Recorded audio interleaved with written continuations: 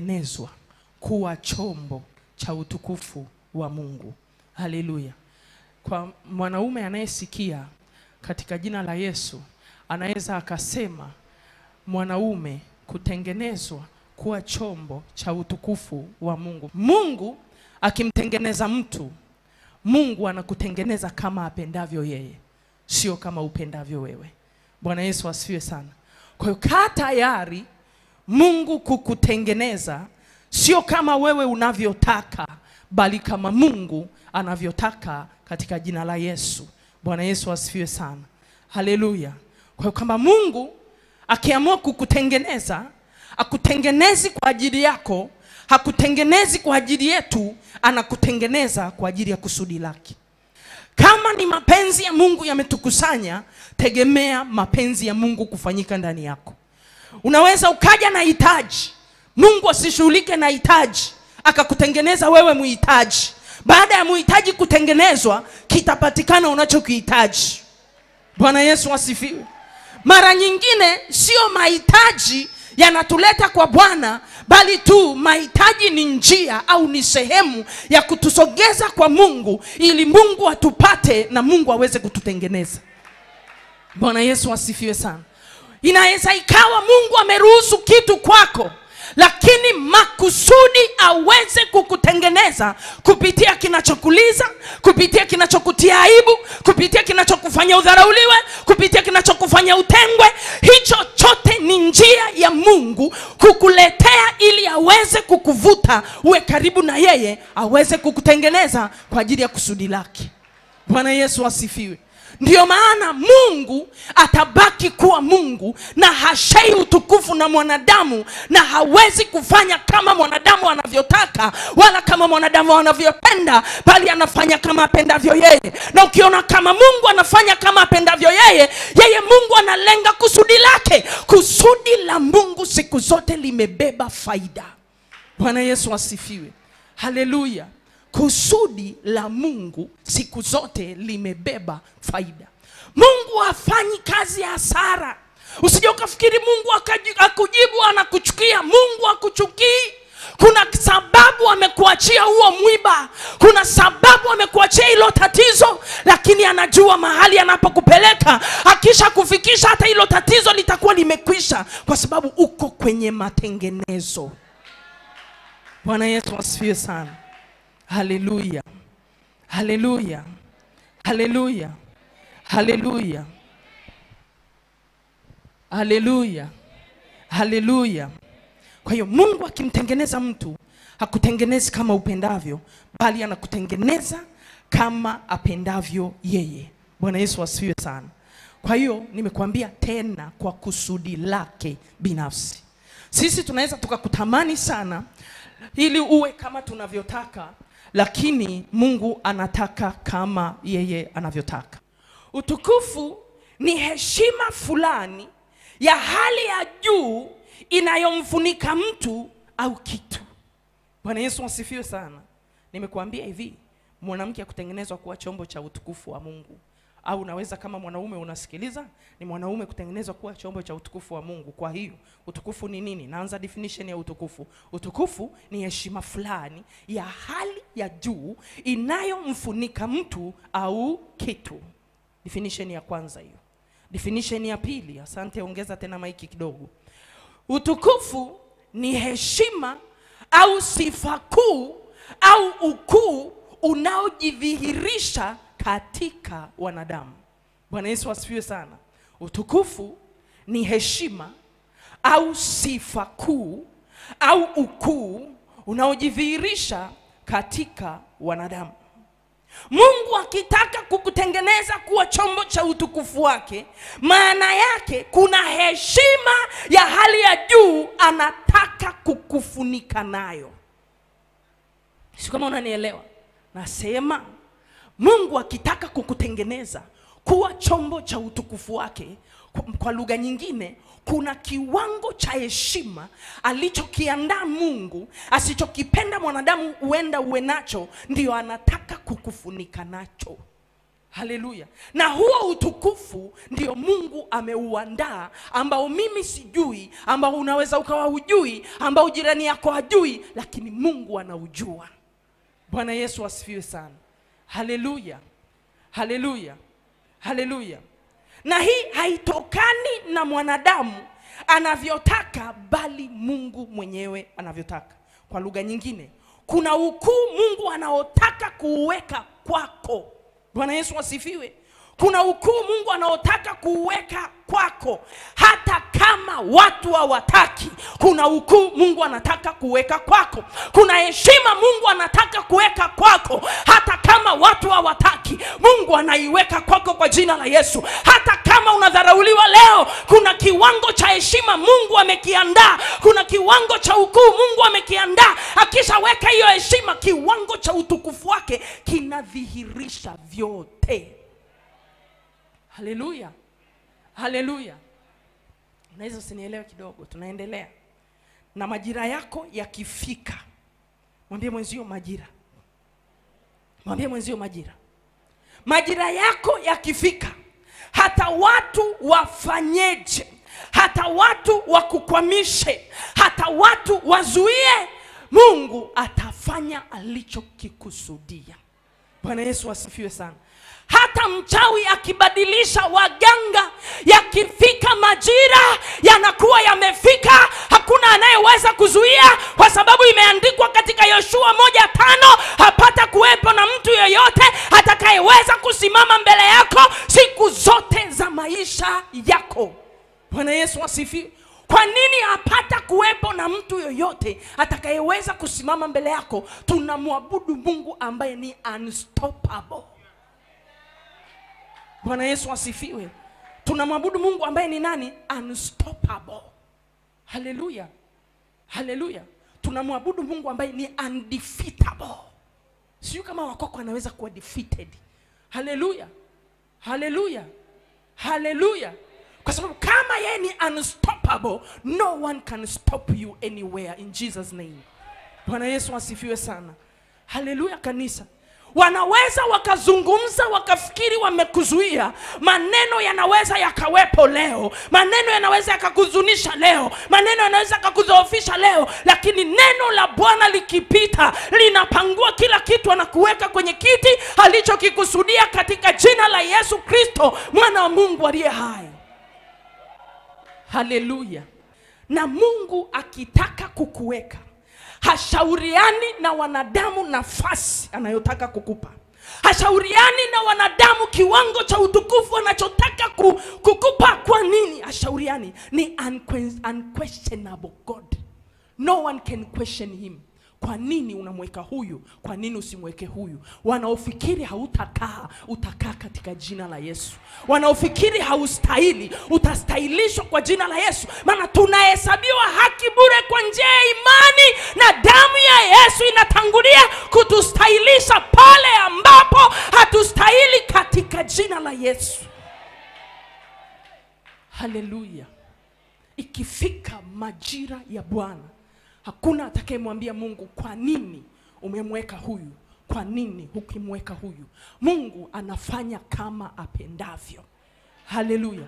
Na nimekuambia, Mungu hafanyi kwa ajili yako. Mungu anafanya kwa kusudi lake. Na lazima kama hautambui kusudi lako, utachelewa. Bwana Yesu asifiwe. Kusudi ni nini? Mimi ni mwalimu. Mimi ni mwalimu. Kwa hiyo subiri nifundishe. Haleluya. Kusudi ni nini? Kusudi ni kiini au sababu ya kuumbwa kwako. Sio, umenielewa? Narudia. Kusudi ni kiini au sababu ya kuumbwa kwako. Kama hujatambua kusudi lako mpaka leo, bado hujaanza kuishi. Narudia. Kama hujalitambua kusudi lako mpaka sasa, bado hujaanza kuishi, na duniani wewe ni mzururaji. Kwenye redio wamesikia. Kama hujatambua kusudi lako, kusudi ni kiini au sababu ya kuumbwa kwako, Hakuna mwanadamu yuko duniani bila kusudi. Uwe umezaliwa na mama mchawi, una kusudi. Uwe umetoka kwenye nyumba ya kimaskini, una kusudi. Uwe umesoma, una kusudi. Uwe hujasoma, una kusudi. Kusudi la Mungu alichagui elimu, linachagua sababu ya kuumbwa kwako. Kinachoshikilia maisha ya mwanadamu sio kwa sababu ana pesa, sio kwa sababu amesoma. Kinachoshikilia maisha yetu ni kusudi tulilo nalo. Kusudi lina uwezo wa kukupigania, kusudi lina uwezo wa kukutetea, kusudi lina uwezo wa kusababisha ubarikiwe, kusudi lina uwezo wa kusababisha ushushwe, kusudi lina uwezo wa kumfanya Mungu ajenge makao kwako katika jina la Yesu. Ukilitambua kusudi, umejitambua. Asiyetambua kusudi hajajitambua. Haleluya. Kitabu cha Ruti sura ya kwanza.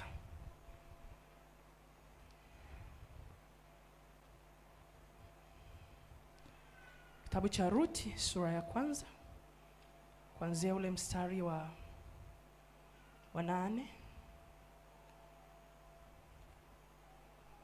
Kuanzia mstari wa 8 mpaka mstari wa 17. Naomba shika Biblia yako. Huwa napenda kusoma peke yangu kwa jina la Yesu. Na ninasoma kwa spidi. Sijui kama unaelewa. Kwa chukua Biblia katika jina la Yesu, nasoma kuanzia mstari wa 8 mpaka 17. Nasoma katika jina la Yesu. Ndipo alipoondoka yeye na wakweze ili kurudi kutoka nchi ya Moabu. Maana huko katika nchi ya Moabu amesikia ya kwamba Bwana amewajiria watu wake na kuwapa chakula. Basi akatoka pale alipokuwapo na wakweze wawili pamoja naye, wakashika njia ili kurudi mpaka nchi ya Yuda. Kisha Naomi akawaambia wakweze wawili, nendeni sasa mkarejee kila mmoja nyumbani kwa mamaye. Bwana awatendee mema ninyi, kama ninyi mlivyowatendea mema hao waliofariki, na mimi pia. Bwana akawajalie kuona raha katika kila mmoja nyumbani kwa mumewe. Kisha akawabusu na wakapaza sauti zao wakalia. Mstari wa 10. Wakamwambia, la sivyo, lakini tutarudi pamoja nawe kwa watu wako. Naye Naomi akasema, enyi wanangu mrejee, kwani kufuatana na mimi? Je, mimi ninao watoto wa kiume tena tumboni mwangu, hata wawe waume zenu? Enyi wanangu mrejee, nendeni zenu, kwa kuwa mimi ni mzee, siwezi kupata mume tena. Kama ningesema natumaini kama ningepata mume hata usiku huu na kuzaa watoto wa kiume, je, mngesubiri hata watakapokuwa watu wazima? Mngejizuia msiwe na wanaume? La sivyo wanangu, maana ni vigumu kwangu kuliko kwenu, kwa sababu mkono wa Bwana umetoka juu yangu. Nao wakapaza sauti zao wakalia tena, na Orpa akambusu mkwewe, lakini Rutu akambatana naye akasema, tazama shemeji yako amerejea kwa watu wake na kwa Mungu wake, basi urejee wewe umfuate shemeji yako. Naye Rutu akasema, usinisini kuache, nirejee nisifuatane nawe, maana wewe uendako nitakwenda, na wewe ukaapo nitakaa. Watu wako watakuwa watu wangu, na Mungu wako atakuwa Mungu wangu. Pale utakapokufa nitakufa mimi, papo hapo nitazikwa. Bwana anitendee vivyo na kuzidi, ila kufa tu kutatutenga mimi na wewe. Amen. Unaweza ukaweka Biblia yako pembeni ukaanza kusikiliza katika jina la Yesu. Haleluya. Naomba kwenye hichi kitabu cha Ruti, ni kitabu ambacho ni kifupi sana. Hii ilikuwa ni familia ya mzee Maloni, ya mtu mmoja wa Bethlehem Yuda. Biblia inatuambia aliondoka katika nchi ya Moabu. Alikuwa anaitwa mzee Elimeleki. Wasoma Biblia mnafahamu. Familia ya mzee Elimeleki na mke wake Naomi walikuwa na watoto wao wawili, Maloni na Kilioni. Walitoka katika nchi nyingine wakaenda katika nchi ya Moabu. Ukisoma historia ya Biblia, Israeli walikatazwa kuoa Moabu. Nafikiri mnakumbuka hicho kwenye kitabu cha Hesabu.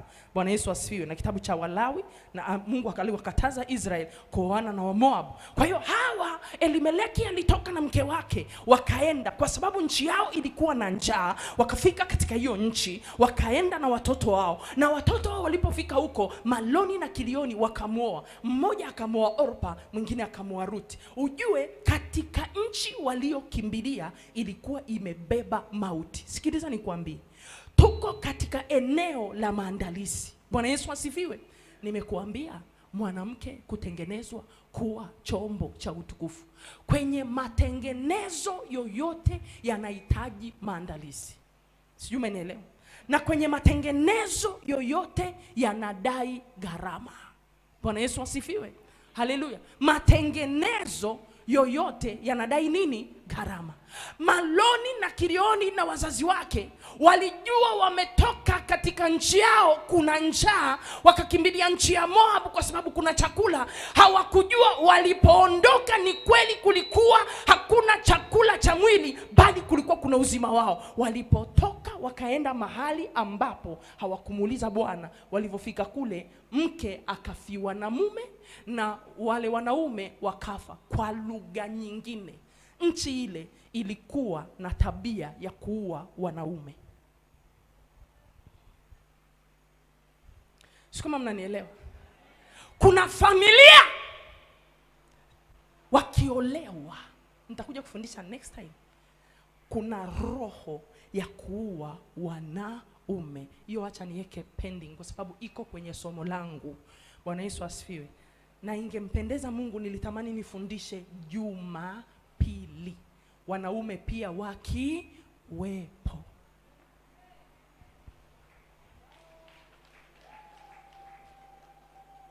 Haleluya. Haleluya. Kwa hiyo hawa watu walivyofiwa, akabaki Ruthi, akabaki na Orpa. Alivyobaki Ruthi, alivyobaki na Orpa, Naomi akawaambia, nyie rudini, mimi naondoka, nendeni mkaolewe.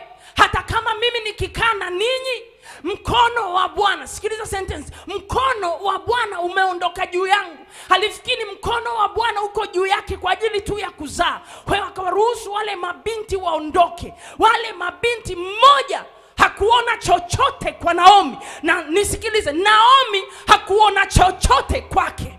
Sio kama unanielewa. Narudia. Orpa hakuona chochote kwa Naomi, na Naomi hakuona chochote kwake, na alihakikisha mkono wa Bwana umetoka juu yangu. Mwenye kusudi mkono wa Bwana hautokagi juu yake. Sio kama unanielewa. Naomi akawaruhusu, Orpa akaondoka. Rutu akamwambia, siondoki, utakapokwenda nitakwenda pamoja na wewe. Ninachojua ndani yangu, Israeli walinyimwa kuoa wa Moabu. Hata kama mmekufa ilikuwa ni adhabu ya Mungu, sijui. Ninachojua nimefiwa na mume, hata kama amekufa sikuachi. Utakapokwenda nitakwenda.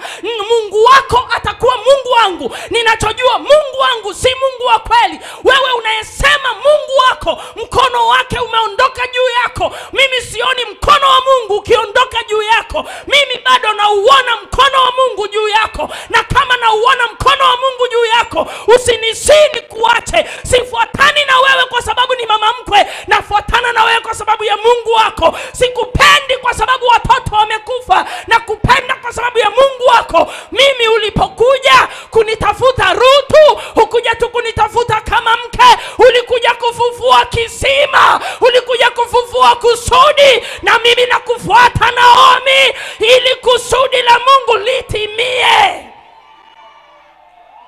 Karabashakatalamando rakasakataka makota karabashake makariamando lekataka mandiri bakosa. Sikiliza nikwambie, wakati Naomi anajiona hana kitu, mwanamke yoyote lazima uwe na jicho la tai. Alikuwa na jicho la ziada. Kuna watu mko hapa mnajidharau, kuna watu mnanisikiliza mnajidharau. Sikiliza nikuambie, mwanamke aliyebeba kusudi la Mungu na mwanamume aliyebeba kusudi, usijidharau hata siku moja. Hata kama uchumi umepigwa, hata kama mke amepigwa, hata kama mume amepigwa, mwenye kusudi atapiganiwa mpaka dakika ya mwisho. Karabashakatalamando kandarabakori mande. Usijidharau. Asrongu unajua nina kusudi, usijidharau. Naomi alishakata tamaa. Alifikiri kusudi lake ni Elimeleki. Sikiliza na kutia moyo mjane ulioko hapa, hata kama umefiwa na mume, kusudi la Mungu bado lipo. Karabashaka mandera bokora. Sikiliza, walikutana wajane watatu. Walikutana wajane wangapi? Watatu. alikutana mjane Naomi, walikutana mjane Orpa, alikutana mjane Ruth. Sikiliza, mjane Orpa hakuona kusudi ndani ya Israeli, lakini Ruth, wakati Naomi anamwambia ondoka, usinisi, anamwambia usinisi ni kuache, Ruth alikuwa hamuoni Naomi, alikuwa anajua nimefiwa na mtoto wako, lakini Ruth, ninakutazama, ninajua Boazi atapita kwako, nina Boazi wangu yuko huko kwenu, sikuachi kwa sababu ni mjane, sikuachi kwa sababu nimefiwa na mume, ninachokiona ukioni, kwa hiyo nitakufuata.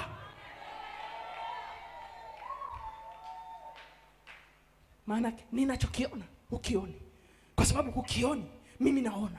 Usinifundishe kuwa kipofu wakati mimi naona. Mwambie mwenzo, usiniambukize upofu. Mwambie mwenzo, usiniambukize upofu. Usiniambukize upofu. Kama uoni cha kwako, usiharibu wanaoona. Kama umekatia tamaa cha kwako, usiharibu ambao wako njiani wanapambana. Sikiliza nikuambie, kuna watu wana maneno ya kumaliza wenzao. Anayekukatisha tamaa, mpaki mweke pembeni. Tembea na wanaoinua nafsi yako, tembea na wanaokupeleka kwenye kusudi. Wanaoua nafsi yako, waweke pembeni. Mwambie, sioni kama una cha kwangu, natafuta mwenye cha kwangu. Karabashakandarabakora rakasandarabakoria masiki. Haleluya, haleluya. Bwana Yesu asifiwe. Haleluya. Usinisi ni kuache. Usinisi.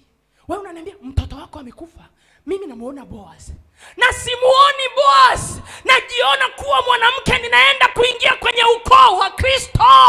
Nimetoka kwenye nyumba inayoabudu miungu, lakini miungu imekatiliwa mbali baada ya kuolewa na mtoto wako. Mtoto wako amekufa, lakini jina langu linapaswa kuingia kwenye ukoo wa Kristo. Haleluya, haleluya.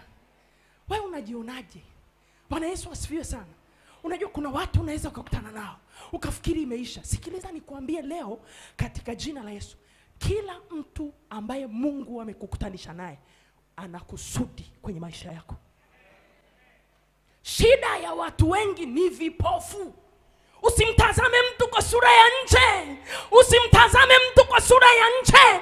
Tazama kile Mungu amekiweka ndani yake kwa ajili yako. Anaweza akawa sahi amefiwa, anaweza akawa sahi hana uchumi mzuri, anaweza akawa sahi hana jina, lakini yeye hana jina, ana uwezo wa kukupa jina. Yeye hana uchumi mzuri, ana uwezo wa kuangazi yako ukawa na uchumi mzuri. Karabashaka la makoza rakamando ribo saka mayanto. Wakati Naomi anaona amemaliza, Ruth ndo anamwambia, mimi ndio naanza, wewe umemaliza, mimi ndio naanza, malizia wewe hapo. Lakini mimi ninamjua Alfa, namuona Alfa ndani yako akinifungulia ukurasa mpya. Wewe unakata tamaa, unasema una Omega, mimi namuona Alfa. Hakuna mtu aliyeletwa kwenye maisha yako ana bahati mbaya. Don't undermine anyone in your life. Don't. Nisikie niwaambie wa mama, Ruth ni mwanamke kama sisi. Hakujitazama kama amefiwa na mwanamume. Hakumtazama Naomi kama mama mkwe. Alijitazama kuwa mwanzilishi wa ukoo wa Yesu. Akamzaa Boaz. Akaambiwa umepata mwali aliyekuzalia mtoto mmoja ambaye ni bora kuliko watoto wangapi? Sio kama unanielewa. Hakunaga kukata tamaa. Mwambie jirani yako, usinikatishe tamaa. Kama vya kwako vimekufa, katikati ya vilivyokufa na kiona kitakachochipua. Katikati ya vilivyoharibika na kiona kitakachotengenezwa, na kinaweza kisiwe cha kwako lakini ni cha kwangu. Sikiliza, asikusumbue mtu aliyeharibikiwa ukamkataa. Anaweza akawa ni daraja zuri sana. Haleluya. Nimewaambia mimi ni mwalimu na sikimbii, na ni lazima tuombe. Haleluya. Haleluya. Kipindi cha matengenezo. Kipindi cha matengenezo. Kile kipindi cha matengenezo ya kiungu yamebeba aibu. Sijui kama umenielewa. Yamebeba nini? Aibu. Kipindi cha matengenezo ya kiungu yamebeba uchungu. Bwana Yesu asifiwe. Kipindi cha matengenezo ya kiungu nimekuambia yamebeba nini? Halafu na kingine maumivu. Sio kama umenielewa. Sio kama umenielewa. Ruth yote alipitia. Hakuna aibu. Familia moja mmefiwa, baba mkwe kafa. Akafa mwanaume mkubwa. Halafu akafa mdogo. Unajua cha kwanza, nyinyi wanawake mliofiwa mmewatoa wanaume zenu kafara. Sio kama mnayo, msichukulie zamani, chukulieni sasa. Bwana Yesu asifiwe. Halafu msichukulie kikawaida, chukulia una uwezo. Sio kama umenielewa. Usichukulie kawaida. Halafu chukulia wale ndugu wengine. Mwanamke atasemwa na ndugu wa mume. Sio umenielewa. Ndugu wa mume watashirikiana kuwasema wale mabinti kwamba wameshirikiana na mama mkwe wao kuua nani? Familia yao. Kwa hiyo inabeba maumivu, inabeba aibu, yanabeba uchungu, inabeba mashutumu. Bwana Yesu asifiwe. Na kipindi cha matengenezo huwa Mungu anaruhusu usipate msaada. Na kwa nini anaruhusu usipate msaada? Ili mtu yoyote asiseme ni mimi nimemsaidia.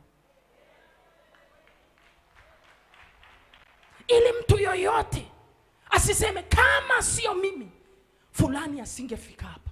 Kama sio mimi watoto wake wasingesoma. Kuna kipindi Mungu anaruhusu ukose ada. Anaruhusu ukakope. Anaruhusu utukanwe. Anajua anapokupeleka. Wale waliokosa ada leo wanaenda kusoma Kichina kesho. Sio kama umenielewa. Kuna kipindi Mungu anaruhusu unakosa kodi. Unatukanwa na mwenye nyumba. Unatukanwa na wapangaji wenzako. Lakini Mungu haoni room mbili. Mungu anaona gorofa. Kipindi cha matengenezo kimebeba aibu. Kipindi cha matengenezo kimebeba shutuma. Kipindi cha matengenezo kimebeba maumivu. Kimebeba viaka. Kipindi cha matengenezo hakina marafiki. Don't force anyone to be your friend. Walioondoka wacha waende. Usiwatafute wakae.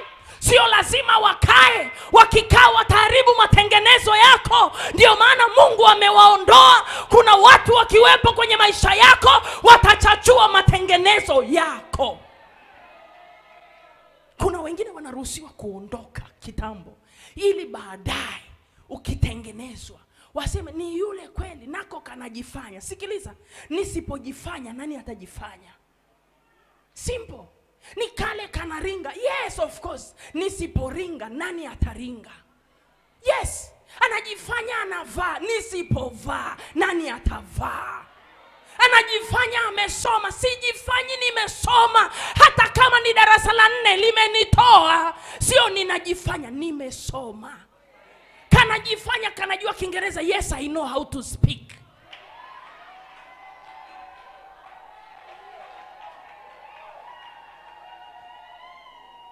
Kuna saa unamwambia sijifanyi ndivyo nilivyo. Kama najifanya kwa nini usijifanyishe? Kama naigiza kwa nini usiigize? Kama najiact kwa nini usijiactishe? Kama rais fanya.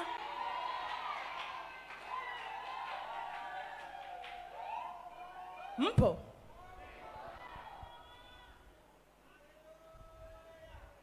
Naangalia saa. Kipindi cha matengenezo. Ile aibu imebeba heshima. Ile aibu wanaokudharau nayo Mungu anaweka pembeni, ni akiba ya heshima yako ya mbele.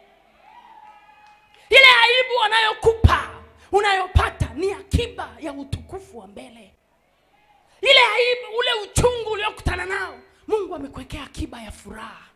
Kisikusumbue wakati wa matengenezo. Wakati wa matengenezo tunaruhusiwa kulia. Wakati wa matengenezo kuna saa tuchani nywele. Wakati wa matengenezo kuna saa hata tunakuwa na makenya. We don't care but we know anayetutengeneza hatutakuwa kama tulivyo. Wakati wa matengenezo unaweza ukanikuta zipu imepinda na sikuambii chochote, na wengine wenye chuki wanasema tuliacha ili aibike. Sikiliza, sio unaniacha niaibike. Sina uwezo wa kulipa ITV, sina uwezo wa kulipa Channel 10, sina uwezo wa kulipa DSTV, sina uwezo wa kulipa channel yoyote wanitangaze. Midomo ya wambea ndio vyombo vyetu vya habari. Midomo ya wanaotuchukia ndio vyombo vyetu vya habari. Mwambie endelea kunichukia, nisaidie kunitangaza. Watanijuaje usiponitangaza? Watanijuaje usiponisema? Watanijuaje usiponibeza? Lazima unisaidie kunitangaza, ili nikipita waseme ni yule alikuwa hana nguo, ili nikipita waseme ni yule alikuwaga hana chakula. Lakini wanashangaa, alikuwa hana chakula, mbona amenona? Wanajua kipindi sina chakula, niko katika miaka 7 ya njaa, lakini naitazama miaka 7 ya shibe. Miaka 7 ya shibe, miaka sinatunza baadaye miaka 7 ya njaa. Waache wakuseme. Mwambie jirani yako, nisaidie kuniadvertise. Mwambie jirani yako, nisaidie kuniadvertise. Kuna saa usichukie watu wakijua aibu yako. Let them know. Wasipojua hawatashangaa utukufu wa Mungu. Wasipojua ubaya wako hawatashangaa Mungu aliyekubadilisha. Hata mimi nilikuwa mbaya. Mimi nilikuwa mbaya sana. Mimi hapa nilikuwa mbaya sana. Kwa hiyo wanaonisikia wasema ndio yule. Na mimi naambia yes it's me. Oh. Nikale tunakajua, naambia ni mimi mlinijua. Lakini Biblia inasema na mtu akiwa ndani ya Kristo amekuwa kiumbe kipya, na ya kale yamepita, tazama yote yamekuwa mapya. Katikati ya ule ubaya nilikuwa natengenezwa, katikati ya ile aibu nilikuwa natengenezwa. Ndio maana usiogope kuanguka. Biblia inasema mwenye haki ataanguka mara 6 na ya 7 atasimama. Mwambie adui yangu usifurahi, adui yangu nijapoanguka nitasimama tena. Shida sio kuanguka. Shida baada ya kuanguka umefanyaje? Shida sio kuteleza. Baada ya kuteleza unafanyaje? Hata kama tumeanguka na nguo nyeupe, tutaamka, tutafua na kaomo, tutatembea na doa, ndio. Lakini baadaye nitapata ya kubadilisha. Lile doa linanisaidia kutunza ushuhuda. Kila jeraha limebeba ushuhuda wako. Kila aibu imebeba ushuhuda wako. Kila maneno yamebeba ushuhuda wako. Kila kukataliwa kumebeba ushuhuda wako. Kila aliyekuchukia kumebeba ushuhuda wako. Waliokukimbia wamekutengenezea ushuhuda. Waliokudhihaki wamekutengenezea ushuhuda. Waliokusema vibaya wamekutengenezea ushuhuda. Msipende kulia watu wanapowakimbia. Hayo ni matengenezo ya ushuhuda.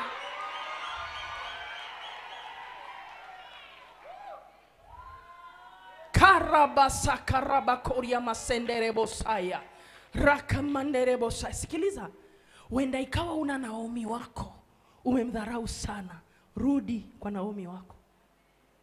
Nisikilize niwaambie, rudi kwa Naomi wako. Kila mtu ana Naomi wake. Kila mtu ana Naomi wake. Una Naomi wako, mtafute Naomi wako. Naomi ndiye aliyemsaidia Ruth matengenezo. Pasipo Naomi hakuna matengenezo. Na pasipo Naomi hakuna Boaz. Pasipo Naomi hakuna kuingia katika ukoo wa Kristo. Usimdharau Naomi. Naomi ana matengenezo. Naomi anaweza akawa mjinga, Naomi anaweza akawa hajasoma, lakini Naomi anakusaidia kukutengeneza. Ruth unaweza ukawa umesoma kuliko Naomi. Ruth unaweza kuwa una pesa kuliko Naomi. Naomi anaweza kuwa mtu wa kawaida kabisa, lakini Naomi huyo huyo anacha kwako. Mwambie jirani yako, usimdharau Naomi. Usimdharau Naomi. Mwambie rudi kwa Naomi. Kipindi cha matengenezo kimebeba heshima, kimebeba mafuta, kimebeba utukufu, kimebeba destiny yako. Ndicho Ruth alikuwa anakiona. Haleluya. Mwambie jirani yako, unaona nini kwenye maisha yako? Unaona nini? Bwana Yesu asifiwe sana. Unaona nini? Usiishie kuona juu. Tafuta kuona ule utukufu Mungu aliokuandalia. Kitabu cha Esther sura ya 2. Kuanzia mstari wa 15 mpaka mstari wa 17. Nitasoma katika jina la Yesu. Kubali kutengenezwa. Matengenezo yana gharama. Bwana Yesu asifiwe. Matengenezo yana nini? Kubali kulipa gharama. Usipolipa gharama usitegemee matengenezo. Mungu hababui, Mungu habahatishi. Mungu anafuata process. Bwana Yesu asifiwe sana. Na kinachowakimbiza watu kwa Bwana ni process. Mungu haruki hatua. Mwambie jirani yako, Mungu haruki hatua. Mungu haruki hatua. Sio sisi mnaenda kununua chapati zilizokandwa. Mungu haruki hatua. Ni maji ya moto atachemsha, ni unga atauweka, ni chumvi ataweka, chapati ya nazi ataweka tui. Akianza kufinyanga, Mungu atafinyanga kweli. Sometimes uko kwenye wakati wa kufinyangwa, tulia. Ikifika wakati wa kuweka tena mafuta ya kwanza, Mungu ataweka mafuta ya kwanza, utaonekana unang'aa kidogo. Kumbe Mungu anachanganya mafuta, unachafuka tena. Ikifika Mungu akimaliza chapati ya kukuchanganya kama chapati ya kwanza, unakatwa vipande. Hapo ni unanyenyekezwa. Unatandikwa kwenye kibao, unanyooshwa. Kuna kipindi cha kuchomwa. Mwambie mwenzako kuna kipindi cha kuchomwa. Kikisha chomwa, kila mtu anapenda chapati iliyochambuka. Uongo kweli? Afu uko hapa hata hujui kupika chapati. Kweli.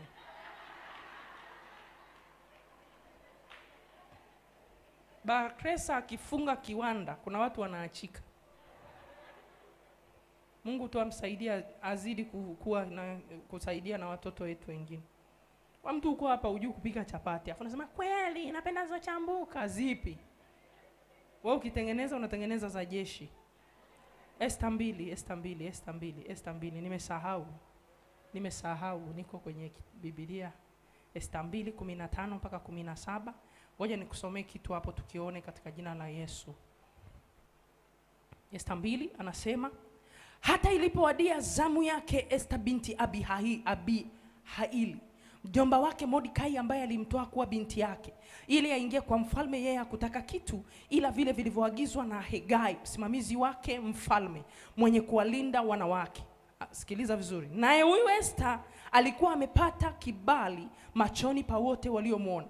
Basi Esther alipelekwa kwa mfalme Ahasuero katika nyumba ya kifalme. Mwezi wa 10 ndiyo mwezi wa Tebeti, mwaka wa 7 wa kumiliki kwake. Mfalme akampenda Esther kuliko wanawake wote, naye akapata neema na kibali machoni pake kuliko mabikira wote. Basi akamtia taji ya kifalme kichwani pake, akamfanya awe malkia badala ya Vashti. Basi mfalme alipowafanyia karamu kubwa maakida wake wote na watumishi wake, yani karamu yake Esther, akafanya msamaha katika majimbo yote, akatoa zawadi sawa sawa na ukarimu wake. Bwana Yesu asifiwe. Hivi umesikia sifa ya Esther? Esther, ngoja niseme hivi, Esther hakuwa mzuri. Si kama mnaelewa? Esther hakuwa nani? Esther hakuaga mzuri. Biblia inasema Esther, Biblia huwa inaikaga vizuri. Mtu mzuri anasema alikuwa mzuri wa nini? Wa uso. Kama ni mzuri wa umbo, Biblia inasema alikuwa mzuri wa nini? Wa umbo. Esther alikuwa mzuri wa umbo na uso mwema. Si tumeshawahi kukuta watu wa namna hiyo? Ana shepu lakini sura. Nafikiri sasa umeshanielewa. Si sawa Sasa Esther alikuwa hivyo. Lakini Biblia inasema alikuwa na uso nini? Uso mwema. Uso mwema ni wale mabinti wapole. Sijui umeelewa? Ni mabinti nini? Wapole. Nataka nikutie moyo mtu ulioko hapa. Kuolewa sio sura, kuolewa sio shepu, kuolewa sio uzuri, kuolewa ni neema na kibali. Esther hakuwa mzuri kabisa. Kwa hiyo nataka niongelee kitu cha Esther. Bwana Yesu asifiwe. Esther alikuwa ni yatima. Bwana Yesu asifiwe. Esther alikuwa ni nani? Yatima. Esther alifiwa na baba, Esther akafiwa na mama, alikuwa anaitwa Hadasa. Yale majina yetu ya nyumbani. Bwana Yesu asifiwe.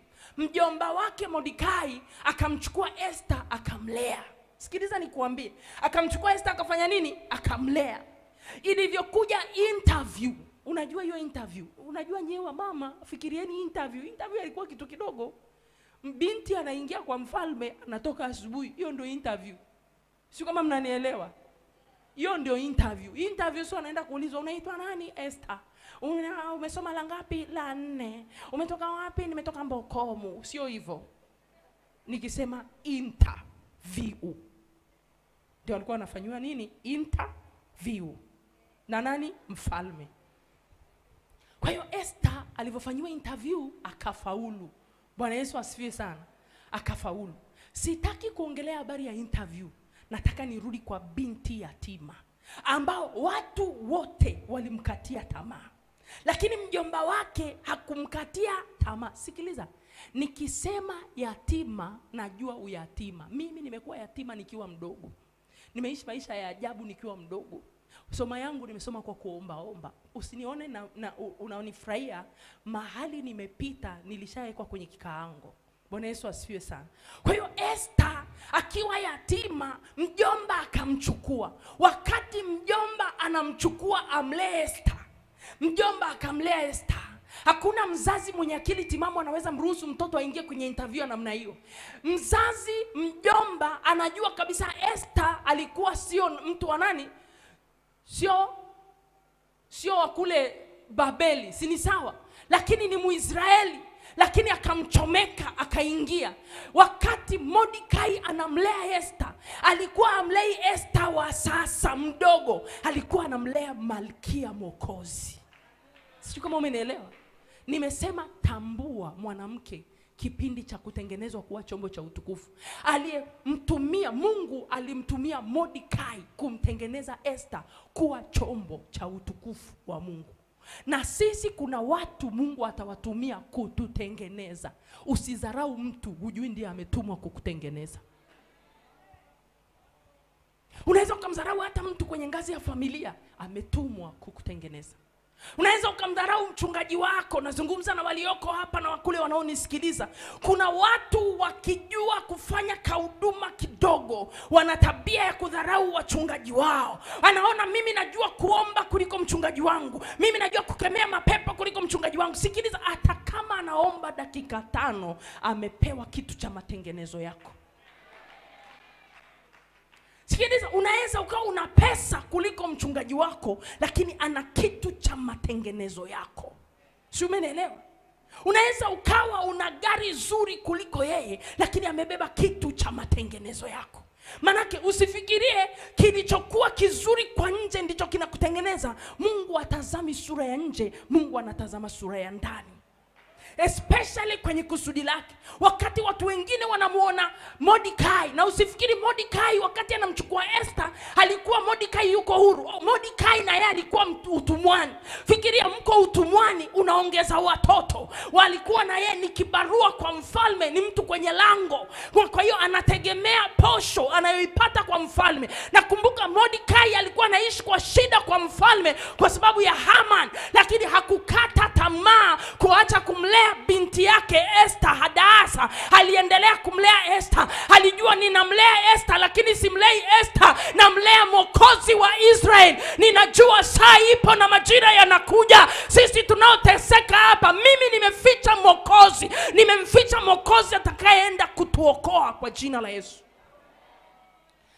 Katika kitu Mungu akusaidie kuchipuka mapembe wakati wa matengenezo. Biblia inasema Mungu anawapinga wajikuzao, anawapa neema wanyenyekevu. Sikiliza nikuambie, kuna watu hawajijui kama wana kiburi. Kiburi ni nini? Na unyenyekevu ni nini? Unyenyekevu ni kiwango cha juu sana cha utii.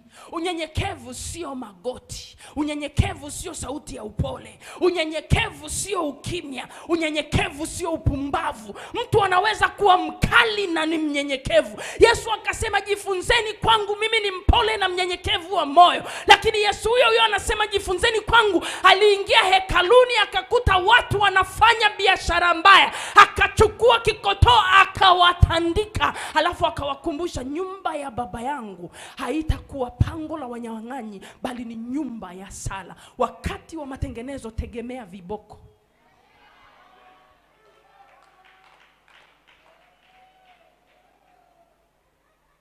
Ndio maana unajua hata praise team wanaweza wakanichukia. Ninaweza nikamwambia toka hapo, sijazoea. Kwa sababu you have to be obedient kwenye nyumba ya Mungu. Mwenye kiburi hafai kwenye madhabahu. Mwenye kiburi hafai kwenye madhabahu. Biblia inasema Mungu anawapinga wajikusao, anawapa wanyenyekevu neema. Kiti cha Mungu duniani ni moyo wa mwanadamu, na ni moyo uliopondeka, moyo ulionyenyekea. Mungu hakai kwa kila mtu, Mungu anakaa kwa wanyenyekevu. Kwa lugha nyingine, makao makuu ya Mungu ni kwa wanyenyekevu. Si kila mtu hapa ana Mungu. Mungu anakaa kwa wanyenyekevu. Kama si mnyenyekevu, huna Mungu.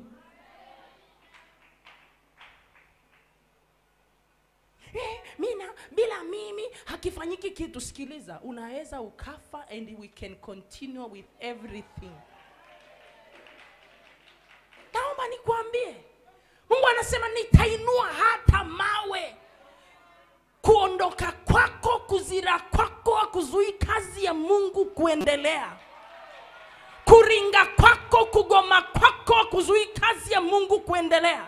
Mungu anafanya na watu wanyenyekevu. Mungu anafanya na watu wenye moyo uliopondeka. Mungu hafanyi na kila mtu. Kanisa limeingiliwa. This is end time. Tuko katika kipindi cha nyakati za mwisho. Kila mtu anaweza akafanya cha kwake, lakini chunguza nyuma ya vile tunavyofanya. Ukiona kiburi, jua Mungu hayupo. Penye unyenyekevu, Mungu yupo. Penye kujiinua, Mungu hayupo. Anasema na wapa neema wanyenyekevu. Kwa lugha nyingine, Mungu anakwenda kumfuata mnyenyekevu. Mnyenyekevu hata akishushwa, Mungu anamfuata aliposhushwa. Mnyenyekevu hata akipigwa, Mungu anamfuata alipopigwa. Usishindane na mnyenyekevu. Vita ya mnyenyekevu sio ya kwake, vita ya mnyenyekevu ni ya Bwana. Mungu apigani kila vita, Mungu anapigana vita ya wanyenyekevu.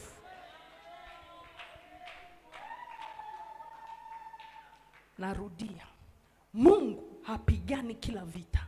Mungu anapigana vita ya mnyenyekevu. Na ninasema kwa ujasiri, si kila mtu ana Mungu. Mungu anakaa kwa wanyenyekevu.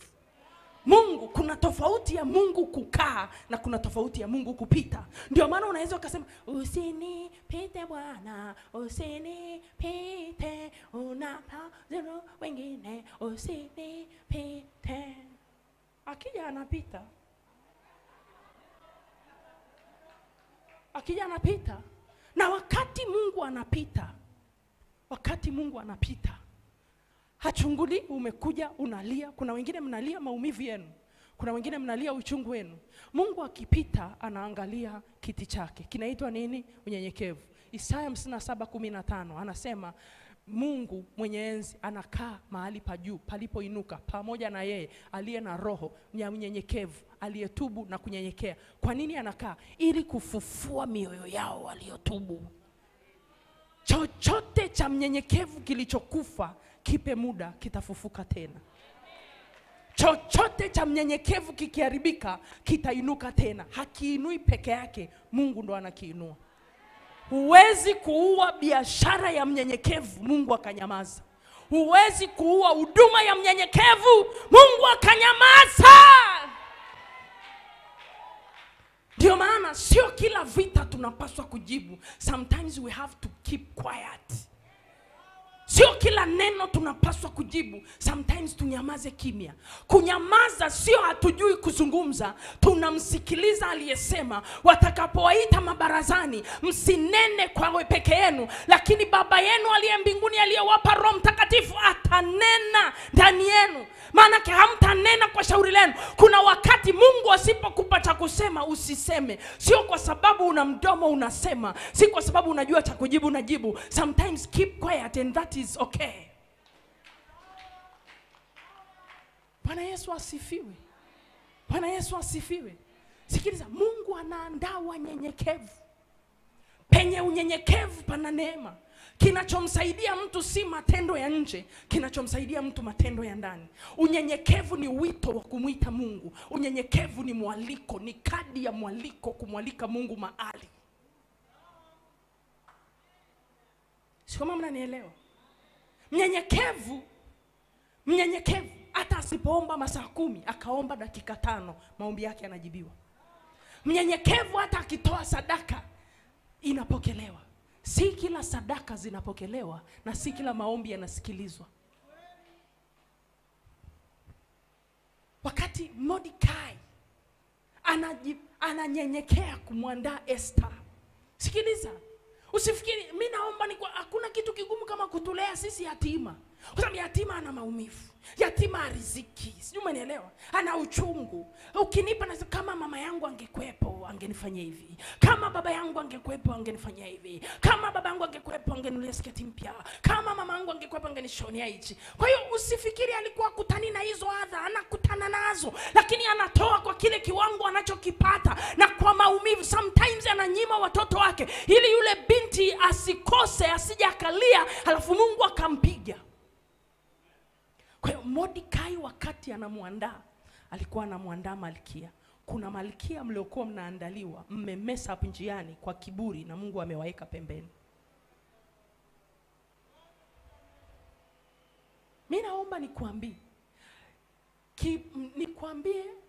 mimi naomba nitoe jina la bishop. Naomba nitoe jina la bishop. Naomba nikuite kwa jina lako. Dada Rose, siku zote mtu mwenye kiburi hajijui. Hakuna ambaye mtu hana kiburi. Biblia inasema hivi kwenye kitabu cha Kumbukumbu la Torati 28 mstari wa kwanza na wa pili. Itakuwa utakaposikia. Namba 1, sikia. Namba 2, tunza. Namba 3, fanya. Mungu, mahusiano yetu na Mungu yamefungwa kwenye maelekezo. Mahusiano yetu na Mungu hayajafungwa tu kwenye maombi. Mungu anasema itakuwa utakaposikia. Kwa lugha nyingine, usifanye kitu kama hujasikia. Mara ngapi tunafanya na hatujasikia? Mara ngapi amesema hujatunza? Ndio maana nakwambia watu wengi wana viburi na hawajijui kama wana viburi. And today tutatubu toba ya kutokuwa wanyenyekevu. Mungu akisema nenda hivi, you have to go there. Penye unyenyekevu pana maumivu. Sikiliza, penye unyenyekevu pana maumivu. Kuna saa Mungu, sikiliza, kuna kipindi fulani nilikuwa naomba maombi fulani. Naomba niwaambie, nilikuwa na nywele inafika hapa. Sio kama unanielewa. Hivi hata vina miezi 6. Ukinifuatilia kwenye mitandao nyingine utazikuta ziko huku. Nimenyoa tu, nilipenda style nikanyoa, nikawa na kipanki. Zilikuwa zinafika hapa. Mungu siku akanitokea, akaniambia omboleza kama mjane. Nikachukua kigodoro nikaweka chumbani kwangu, nikalala chini. Ombolezea wanaume. Sikiliza nikwambie, unapomwona mtu unamfurahia, ana historia na Mungu. Mafuta hayapatikani kwenye maombi, mafuta yanapatikana kwenye utii. Utasema nitaenda kufunga siku 40 mlimani, Mungu anipe mafuta. Ukishindwa kumtii mchungaji wako, huwezi kupata mafuta. Ndio mahali tunakwama. Na si Mungu si mwanadamu. Mungu si plastiki. Mungu si shangazi yako. Mungu si mjombako. Mungu hakunjwi na maombi. Watu wengi wanatumia maombi kumkunja Mungu, kumlazimisha afanye. Sikiliza, si kila kitu Mungu anafanya kwenye maombi. Nitawafundisha somo la maombi. Na si kila maombi Mungu anasikia. Na si kila maombi yanahifadhiwa. Biblia inatuambia maombi ya watakatifu yanahifadhiwa kwenye vitasa vya dhahabu. Maombi yako mangapi yako kwenye vitasa vya dhahabu? Maombi yanayojibiwa ni maombi yaliyoko kwenye madhabahu, yaliyoko kwenye vitasa. Kuna watu mnasubiri majibu ya maombi na hayajafika kwa Mungu.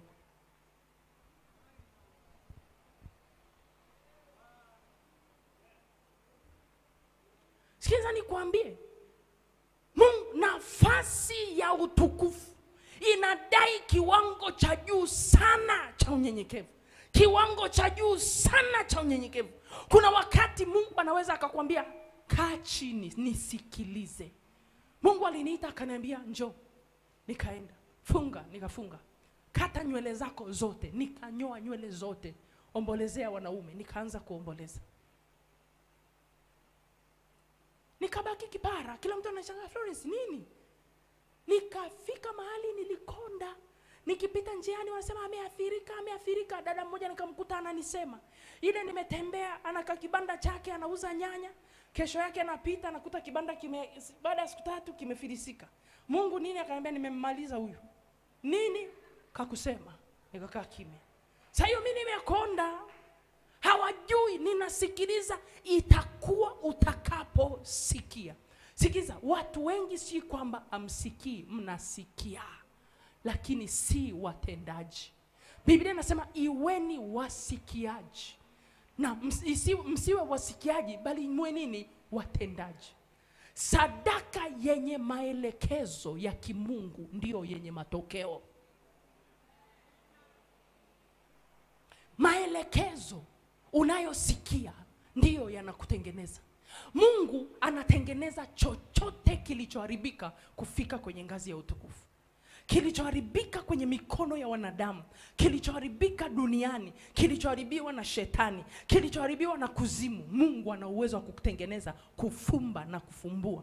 Inategemea kiwango cha maelekezo unachokipata kwa Bwana.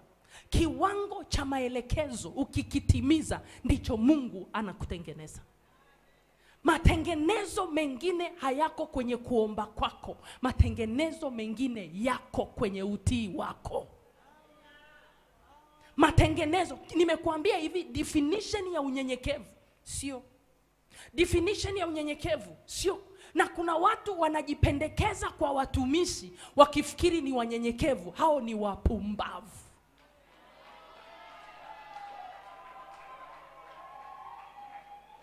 Sikiza nikuambie, unajipendekeza kwa mtumishi wakati yeye anapaswa na yeye kunyenyekea. Huo ni upumbavu wa kiwango cha lami. Sisi tunapaswa kunyenyekea. Sisi tunapaswa kusikia. Sisi tunapaswa kufanya kama apendavyo Mungu. Tunavyofanya sisi kama apendavyo Mungu, Biblia inasema mafuta yanatiririka na ninyi mtafanya kama apendavyo Mungu. Kanisa, Mungu ili akae, tunapaswa kurudi kutafuta ni wapi tulipoanguka, tulipoacha matendo ya kwanza. Si umenielewa? Matendo hayasababishwi na mtu, matendo yanasababishwa na Mungu.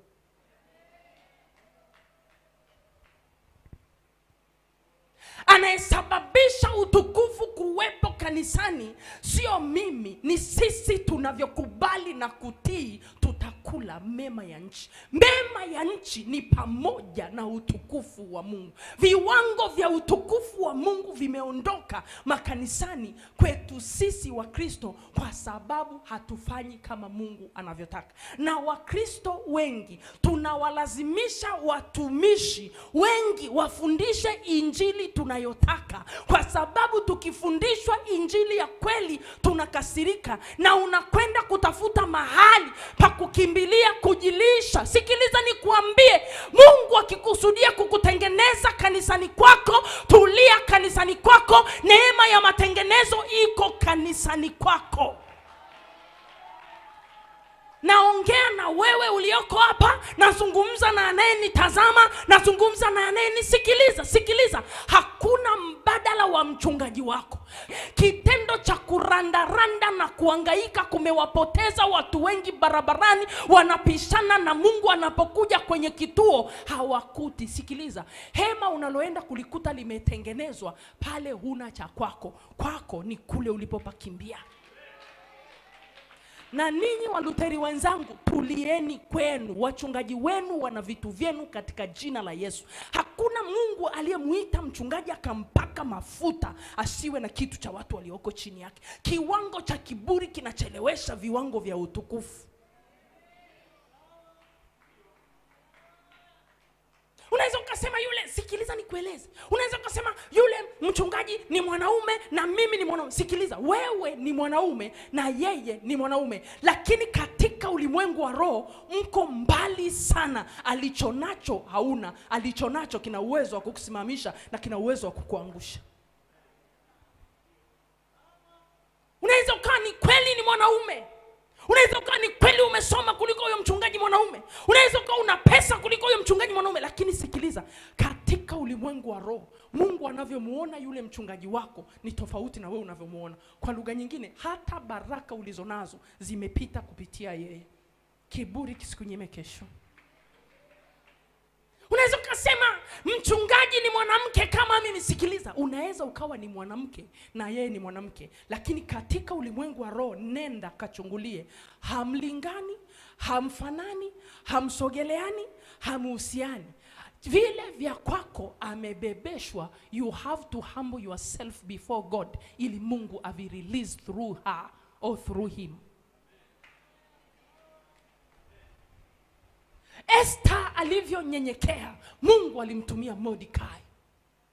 Esther singenyenyekea na sura yake mbaya angekosa umalkia. Kilichomfanya Esther awe malkia sio vipodozi walivyopewa na kina Ashpenaz, ni kiwango cha unyenyekevu alichonyenyekea kwa mjomba wake. Kuna wengine tunatembea na kibali na mafuta, wala si kwa sababu tumeomba sana, tumewekewa mikono tu na wachungaji wetu, tunatembea nayo.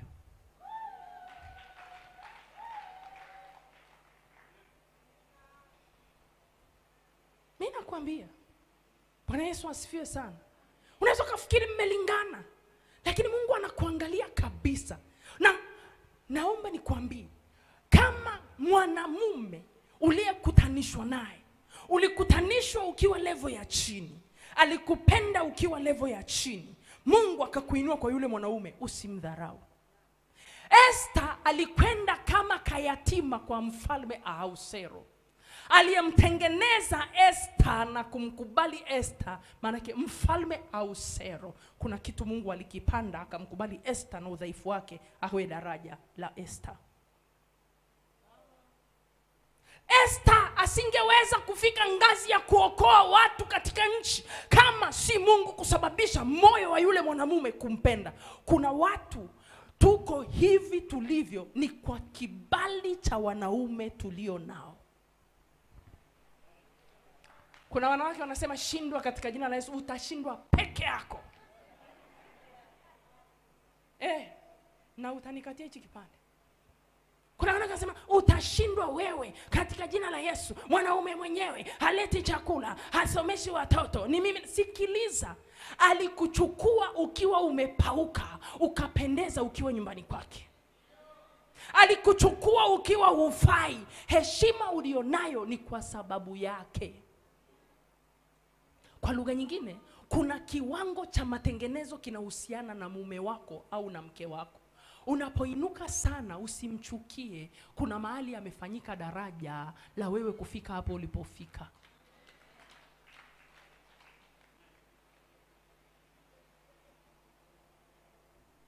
Kitabu cha Luka. Si nimefunga hii tu. Imeisha.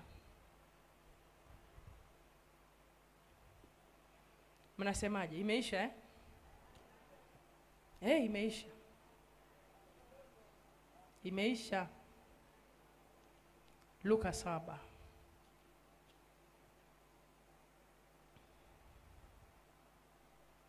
Nataka tuingie kwenye toba hapa.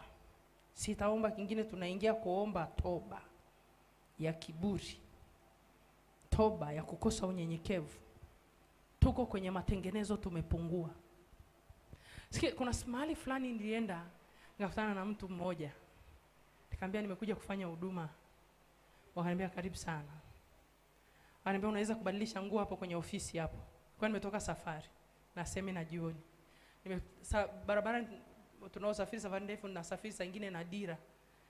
Libubu langu tu kubwa, sio dira hizi za kwenye misiba. Sio hizi dira wanazochezea vigodoro. Kuna dira standard. Si mnazijua Kuna zile dira standard zinaanzia 6 huko. Kwa hiyo nimefika na dira langu, kaambia natakiwa nisimame jioni. Ingia hapo, badilisha nguo. Kaambia sawa. Nitafundisha na dira. Yaani niingie nikabadilishe nguo nyuma ya mlango kweli, hii dharau. Kwa sababu mimi nimekuja ni mhubiri mwanamke na kwa sababu umenipokea wewe ni mwanamke. Nikasema sikiliza, nje ni mwanamke, ndani nimembeba mwanaume. Nikaondoka. Mjinga kabisa. Kaenda madhabahuni. Baada ya kufundisha, Mungu alipita na kutembea. Tunatoka tutazamani. Naomba masanduku yangu niondoke. Usimdharau mtu usiyemjua. Kuna watu wametumwa wamebeba vya kwetu, tunawadharau. Luka 7, mimi nimalize bwana. Mimi nimalize. Mimi nimewambia mimi ni mwalimu. Hamnaga mwalimu anaishia na moja. Luka 7. Mmefika mstari wa 36. Ngoja nisome kitu kimoja hapo. Nataka tukaingia kwenye toba. Nikishamaliza kusoma utafunga Biblia na notebook yako. Mtu mmoja katika Mafarisayo alimwalika ale chakula kwake, akaingia katika nyumba yake. Yule Farisayo akaketi chakulani. Tazama, mwanamke mmoja wa mji ule aliyekuwa mwenye dhambi alipopata habari ya kuwa ameketi chakulani katika nyumba ya yule Farisayo, alileta chupa ya marimari yenye marhamu, akasimama nyuma karibu na miguu yake, akilia, akaanza kumdondoshea miguu yake machozi yake na kuipangusa kwa nywele za kichwa chake, akaibusubusu miguu yake na kuipaka kwa marhamu. Basi yule Farisayo aliyemwalika alipoona vile, alisema moyoni mwake, mtu huyu kama angekuwa nabii angemtambua ya kuwa mwanamke huyu amgusai ni nani, naye ni wa namna gani, na kwamba ni mwenye dhambi. Yesu akajibu akamwambia, Simoni, nina neno nitakalo kukuambia. Akasema, mwalimu, nena. Akasema, mtu mmoja mkopeshaji alikuwa na wadeni wawili, mmoja amwia dinari 500 na wa pili 50.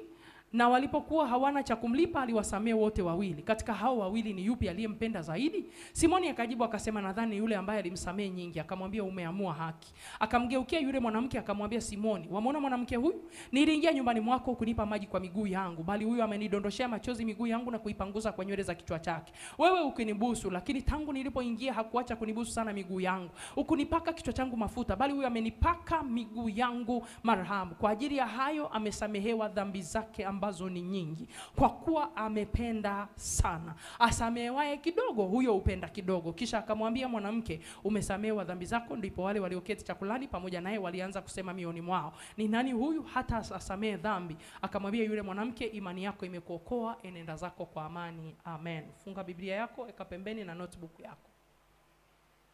Sikiliza nikuambie, Yesu anataka kututengeneza jioni ya leo. Bwana Yesu asifiwe. Mungu anataka kututengeneza katika jina la Yesu. Haleluya. Sikiliza nikuambie, penye matengenezo, nimekuambia pana aibu. Haleluya. Penye matengenezo pana shutuma. Penye matengenezo pana maneno. Penye matengenezo pana kunyoshewa kidole. Penye matengenezo pana kusema vibaya. Huyu mwanamke kahaba alikuwa ameharibika, nafikiri kuliko wanawake wote katika ule mji, na kila mtu alimnyoshea huyu mwanamke kidole. Bwana Yesu asifiwe sana. Kila mtu alimnyoshea huyu mwanamke nini? Kidole. Huyu mwanamke alisikia kuna karamu imealikwa kwenye ile nyumba ya Farisayo. Yule mwanamke alivyosikia karamu kwenye nyumba ya Farisayo, natamani sana usikie, weka vitu, achana na pochi, weka chini. Natamani usikie, natamani uone, kwa sababu ndicho kinachotupeleka kuomba. Haleluya. Ndio maana nikwambia weka chini, achana na pochi yako. Pochi ina mifuko, ina vipati ya hii utaweka wapi? Sikiliza kwanza. Huyu mwanamke, Biblia inatuambia alikuwa hajaalikwa kwenye karamu. Alikuwa ameharibika. Ametafuta kutengenezwa, hajapata wa kumtengeneza. Anayekuja kwake akifikiri atamtengeneza ndiye anamharibu zaidi. Sio kama unanielewa? Ndiye anafanya nini? Anamharibu zaidi. Kila mwanamume aliyekutana naye akijua ni bora wa leo, anasema bora wa jana kuliko nini? Leo.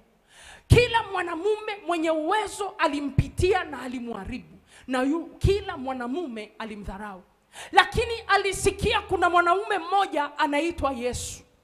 Na kwa sababu alitaka kutengenezwa kuwa mwanamke aliyebeba utukufu wa Mungu, hakujali aibu. Alikuja akagundua kuna karamu imeandaliwa, kuna bufe limeandaliwa, kuna wageni rasmi wamekaa. Hakujali hata mwanaume mmoja aliyetembea naye. Hakujali hata mwanaume mmoja aliyemuonga, hakujali hata mwanaume mmoja aliyemharibu. Saa ile alijua ni saa yangu ya matengenezo.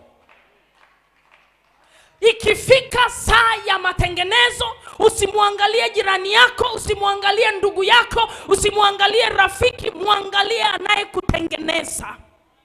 Kwa sababu hakualikwa. Alivyokuwa anaingia mwanamke kahaba, fikiria ametoka kufanya ukahaba, ule mshahara wa kulala na wale wanaume akachukua akaenda kununua mafuta. Kwa lugha nyingine alikuja nayo kama sadaka.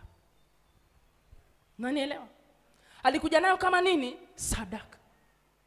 Alivyokuja, wakati anaingia, wanaume waliokuepo pale wakajua kwa sababu wamemweza anakuja kumtega hadi mgeni rasmi aliyeandaliwa nini? Sema karamu. Kwa sababu alijua ameharibika, hakuwa na nafasi katika walio safi. Sio, umeelewa? Alivyokuja moja kwa moja, alipita kule moja kwa moja. Ngoja nikutolee mfano mzuri. Alikuja kutoka mbali, wakati anapita kila mtu alimuangalia. Wanaweza sema naye kaja huyu hajalikwa. Kapita moja kwa moja, waliolala naye wote wanamtazama. Waliolala naye wote wanamnyoshea kidole. Waliolala naye wote wanakumbuka jinsi alivyokuwa. Lakini hajali. Kumbukeni mnayo ya kumbuka. Semeni mnayo ya sema. Leo sijaja kibiashara, nimekuja kimatengenezo. Akanyooka mpaka kwa Yesu aliyekuwa mgeni rasmi. Alivyofika kwa Yesu ambaye ni mgeni rasmi, alijua kabisa siwezi hata kumtazama, kwa sababu yeye ni mtakatifu kuliko mimi. Mimi ni mchafu, sistahili kumtazama. Alichokifanya, akaenda kukaa nyuma ya Yesu alipokaa. Biblia inatuambia alivyokuwa pale, alianza kumimina machozi yake, na machozi yakafika kwenye miguu ya Yesu.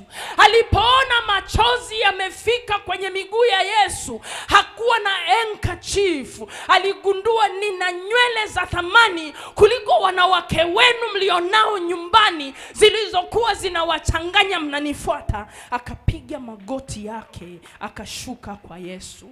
Akamwambia Yesu, haongei.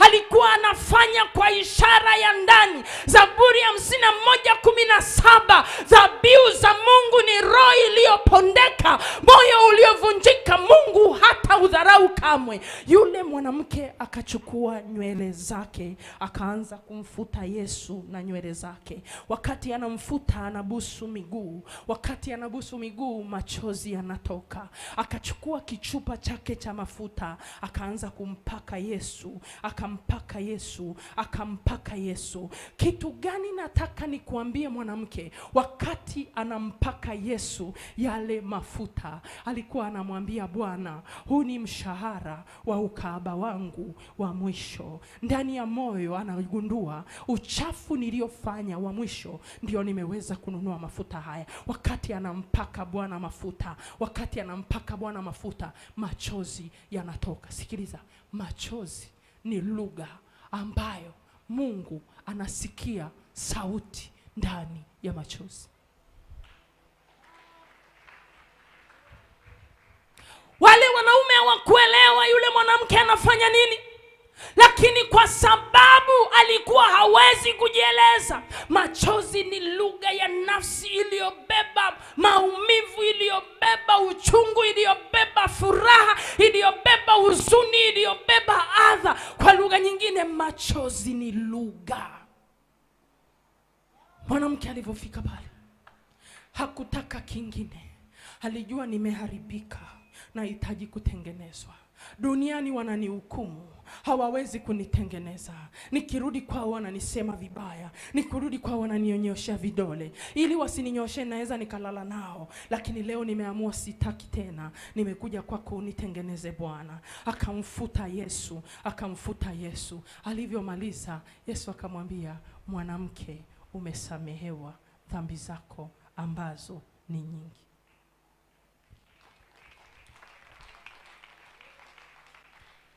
Hakutamka kwa midomo yake, unyenyekevu ulisema. Biblia inatuambia tunavyoomba malaika wanakuja kwako rozi na vitasa vya dhahabu. Malaika haishi kuchukua maombi. Malaika anachukua maombi yako. Akimaliza kuchukua maombi yako, kama maombi ni ya maombolezo, anakuwa na vitasa viwili. Anakuwa na kitasa cha maombi. Akimaliza kuchukua kitasa cha maombi, anachukua kitasa cha machozi. Ndio maana anasema watafutwa machozi yao. Akichukua kitasa cha maombi, anachukua kitasa cha machozi. Malaika anachukua, anapeleka kwenye madhabahu ya Mungu aliye hai. Kwa jioni ya leo, Mungu anataka machozi ya mnyenyekevu. Mungu anataka maombi ya mnyenyekevu. Kiwango chako cha matengenezo kinategemea na kiwango chako cha unyenyekevu. Kiwango chako cha matengenezo kinaamuriwa na kiwango chako cha unyenyekevu. Unyenyekevu ni ndani. Unyenyekevu maana yake nimefika mwisho. Nisaidie Bwana. Sina njia nyingine. Ni kweli nimesikia mengi. Ni kweli sijatenda. Ni kweli nimechagua kuwafurahisha wanadamu. Leo ni mwisho, sitaki kufurahisha wanadamu. Ni kweli nimeshindana. Sihitaji maisha ya mashindano. Leo nataka kuanza upya. Leo nataka matengenezo mapya. Nakuja kama yule mwanamke kahaba. Kama kahaba alitengenezwa akawa mwanamke mwenye utukufu, hata wewe unaweza kutengenezwa. Kama aliharibika sana aliweza kutengenezwa, na wewe Yesu anaweza kukutengeneza. Praise team, bado mmekaa. Simama kwa miguu yako. Nataka umimine moyo wako kwa Bwana. Ndio maana nilisema wanaume msiondoke. Karobo saka. Shererebo kasata kramando. Dakika 15 nataka tumwagike. Nenda kwenye miguu ya Yesu. Nyanyua mikono yako juu. Ukisikia kulala chini, usimwangalie jirani yako. Kuwa kama yule mwanamke kahaba. Alipoingia kwenye ile karamu, hakuna mtu alianza kumtazama. Alikwenda kumtazama Yesu.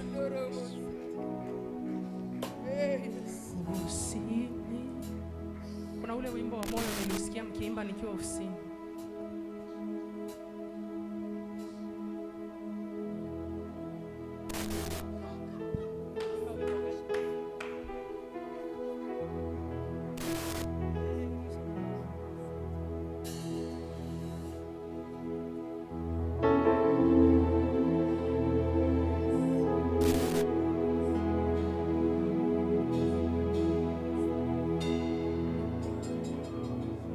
Jiachie kwa Yesu. Hata kama ni muombaji, ukiona uwezi kuimba, wewe acha kuimba, wewe nenda kwenye miguu ya Yesu. Kila mtu aende kwenye miguu ya Yesu. Anayesikiliza kwa njia ya radio, katika jina la Yesu, tenda kwenye miguu ya Yesu Kristo. Yesu ni mwaminifu. Kama aliweza kumsamehe yule kahaba, na wewe anaweza kukusamehe. Kama aliweza kumuinua yule kahaba tena akaondoa aibu yake, anaweza kuondoa aibu yako. Matengenezo yako kwenye miguu ya Yesu. Mungu anasema na wapinga wajikuzao na wapa wanyenyekevu neema. Kiwango chako cha unyenyekevu ndicho kinaamua kiwango chako cha matengenezo. Nenda mbele za Mungu. Karibu praise team. Imba wimbo Roho Mtakatifu atakaokupa. Endelea. Sitakuongoza maombi. Endelea. Endelea. Naona watu wananyenyekea, wanabubujika. Endelea. Pasuka kama unasikia kupasuka. Omba toba ya kiburi. Omba toba ya kiburi. Omba toba ya kiburi. Omba toba ya kiburi. Omba toba ya kiburi. Baba, katika jina la Yesu, tunakuja mbele zako na mbele ya madhabahu. Sisi kanisa lako tunakuja mbele zako, wanawake kwa wanaume.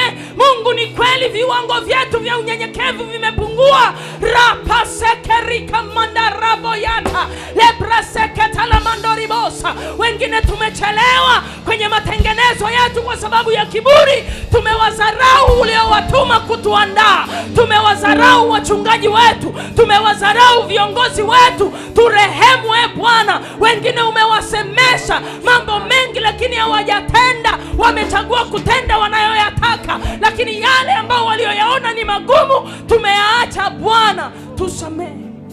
Shandarabakorianderebosia. Nenda kaguse miguu ya Yesu. Nenda kaguse miguu ya Yesu. Shekalabokoshikataka. Robokosikandara Rokokondereke kuntakanto.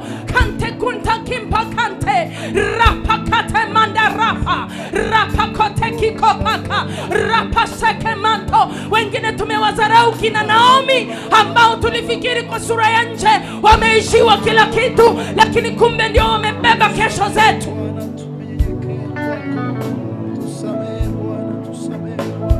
Nenda mbele za Bwana. Vunjika mbele za Bwana.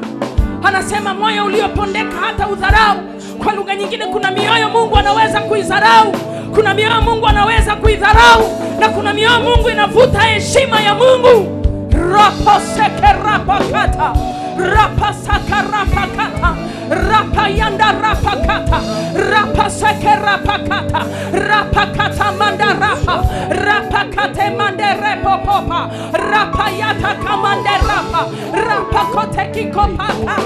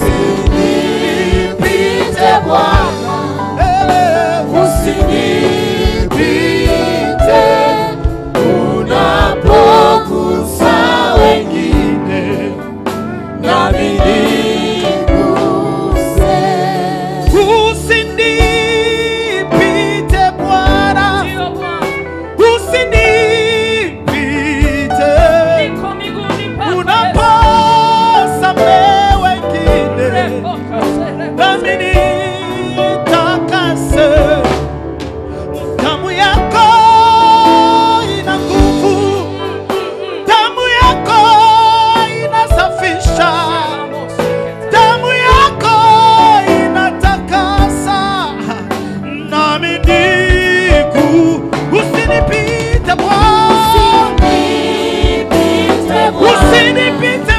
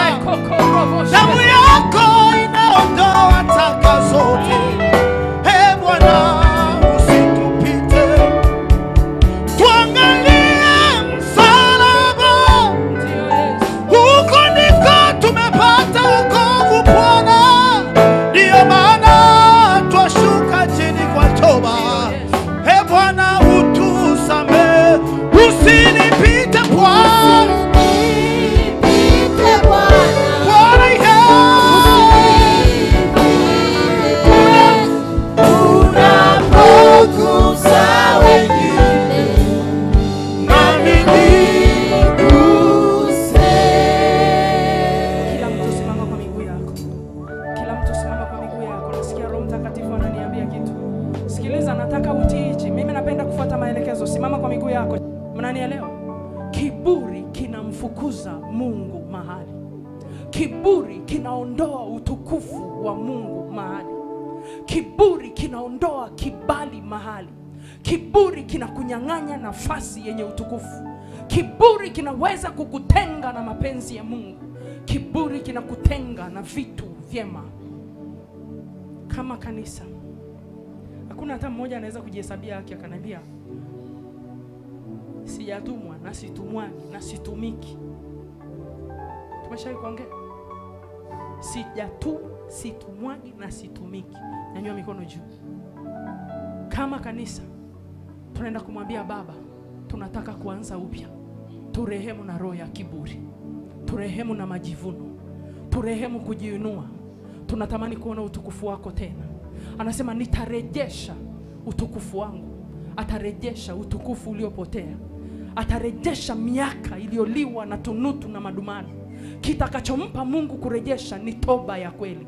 Sema Baba, katika jina la Yesu. Baba, katika jina la Yesu. Asante kwa neema yako. Asante kwa neema yako. Asante kwa rehema zako. Asante kwa rehema zako. Asante kwa upendo wako. Asante kwa upendo Baba wako. Kwa damu ya Yesu. Baba, kwa damu tunanyenyekea mbele zako. Kama kanisa, umesema unawapinga wajikuzao, unawapa neema wanyenyekevu. Mungu mtakatifu, kuna neema zimeondoka ndani yetu. Kuna neema imepungua ndani yetu. Tunakuja mbele zako kwa damu ya Yesu ya agano, sawa sawa na neno lako. Mathayo mtakatifu 26 mstari wa 28 umesema Bwana, hii ni damu yako ya agano imwagikayo kwa ajili ya wengi, kwa ajili ya ondoleo la dhambi. Jioni ya leo tunaomba toba, tunaomba rehema juu ya kiburi, juu ya majivuno, juu ya kujiinua, juu ya mashindano, juu ya kuzira kazi yako ya kubeza maneno. Turehemu kwa damu ya Yesu. Turehemu kwa damu ya Yesu. Turehemu kwa damu ya Yesu. Tulifikiri tukiacha hakitaenda, hakitakuwa, lakini wewe Mungu umesema utainua hata mawe ya kutumikia. Mungu Baba, usiinue mawe nikiwepo. Usininyang'anye nafasi, usininyang'anye neema kwa kiburi. Nashuka kwako jioni ya leo, naomba toba. Nirehemu, nanyenyekea. Nirejeshe neema iliyoondoka, nirejeshe utukufu ulioondoka, nirejeshe kibali kilichoondoka kwa jina la Yesu. Endelea kuomba. Endelea kuomba. Endelea kuomba. Endelea kuomba toba. Wacha kunishangana kujihesabia haki. Wacha kujiona wewe huna chochote. Tena viongozi wote omba toba. Wacha kujihesabia haki. Wewe unakataa kuomba toba kwa kiburi kipi? Omba toba. Rapa karamande rebo yanta. Rima sakaraba yanta. Rekekerebo siki mayanta. Biblia inasema na makuhani nao wakajitakasa. Walivyomaliza kujitakasa wakatakasa malango. Kama kuhani wewe ni kiongozi, huwezi kuomba toba kwa niaba ya idara yako, maana yake hata idara yako tatembea kwenye shida. Tunahitaji neema nyingine tena. Tunahitaji mtembeo mwingine tena wa kiungu mahali hapa katika jina la Yesu. Omba toba kila idara, omba toba, omba toba, omba toba. Hii kazi ni ya Bwana. Rapa kora mande